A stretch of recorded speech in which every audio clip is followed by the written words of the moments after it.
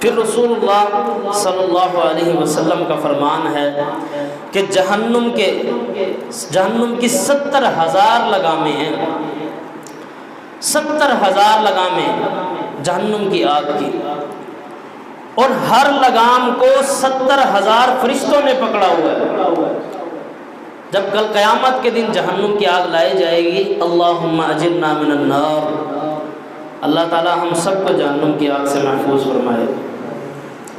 آپ صلی اللہ علیہ وسلم نے فرمایا کہ 70,000 اس کی لگامیں ہیں، اور ایک ایک لگام کو پکڑنے والے 70,000 فرشتے ہیں۔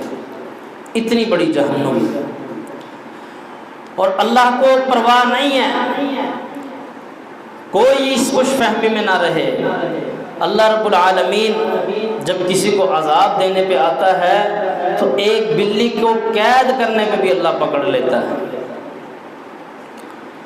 ایک خاتون جو فرض عبادات بھی کرتی تھی، نفلی عبادات بھی کرتی تھی، صحیح بخاری اور صحیح مسلم کی حدیث ہے، رسول اللہ صلی اللہ علیہ وسلم نے فرمایا اس نے ایک بلی کو پکڑ لیا، اپنے پاس قید کر لیا، خود بھی کھانے کے لیے اسے کچھ نہیں دیا، اور اسے آزاد بھی نہیں چھوڑا کہ وہ حشرات الارض میں سے کوئی چیز کھا لے، زمین پہ سے۔ تو اللہ رب العالمین نے اس عورت کو، کیونکہ وہ بلی مر گئی تھی بھوکی پیاسی، اللہ نے اس عورت کو اٹھا کے جہنم میں ڈال دیا۔